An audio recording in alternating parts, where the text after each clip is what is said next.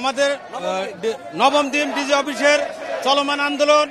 আমাদের দাবি হচ্ছে ইন সার্ভিস ট্রেনিং সহ পেশাগত দক্ষতা নিশ্চিত করতে হবে, টেকনিক্যাল পদমর্যাদা দিতে হবে, স্বাস্থ্য খাতে আমাদের সেবা নিশ্চিত করতে হবে, 14তম গ্রেডে বেতন উন্নতি স্কেল প্রদান করতে হবে, আমাদের স্বাস্থ্য খাতে সমাজের স্বাস্থ্য খাতে আমাদের স্বীকৃতি প্রদান করতে হবে। আমাদের 27শে মে যখন আমরা মানববন্ধন করেছিলাম তখন সচিবালয় থেকে আমাদেরকে মাত্র 1 মাসের সময় চেয়ে নেওয়া হয়েছিল। তারপরে টিসিবি ক্যাম্পেইন আসছে, আমরা বলছি টিসিবি আমরা করবো না দাবি না হওয়া পর্যন্ত।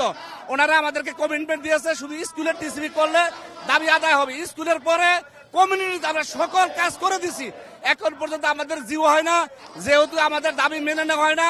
প্রতিবার আমাদের সাথে প্রতারণা করা হয়। যখন আমরা আন্দোলনে নামি এটা ভুয়া কাগজ বের করে যেটার কোনো মূল্য নাই।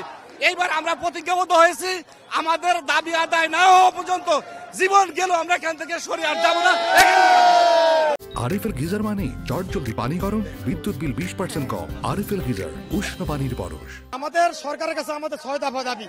প্রথম দাবি হচ্ছে 1 নম্বর দাবি হচ্ছে নিয়োগ বিধি সংশোধন করে শিক্ষাগত যোগ্যতা স্নাতক বা সম্মান করতে হবে। 2 নম্বর দাবি আছে 16তম গ্রেডের পরিবর্তে 14তম গ্রেডের নিয়োগ দিতে হবে।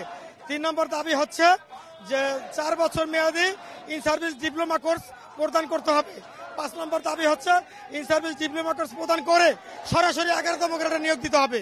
6 নম্বর দাবি হচ্ছে যে পদোন্নতির ক্ষেত্রে ধারাবাহিকভাবে জ্যেষ্ঠতার ভিত্তিতে ধারাবাহিকভাবে পদোন্নতি দিতে হবে।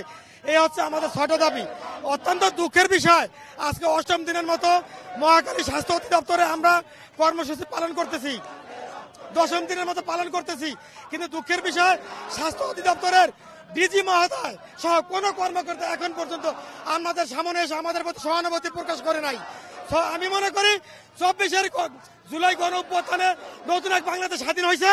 এখন আমি মনে করি স্বাস্থ্য অধিদপ্তর কোনো বৈষম্য দূর হয় নাই। আবার এই স্বাস্থ্য অধিদপ্তরকে বৈষম্য মুক্ত স্বাধীন করার জন্য আবারও স্বাধীনতা ঘোষণা করতে হবে এবং আমাদের 6 দফা দাবির জিও না হওয়া পর্যন্ত আমরা ঘরে ফিরবো না। প্রয়োজনে আরো কঠোর আন্দোলন আমরা করব, রাস্তাঘাট অচল করে দিব, ডিজি অফিসকে আমরা অচল করে দিব, তবুও জিও ছাড়া আমরা ঘরে ফিরবো না।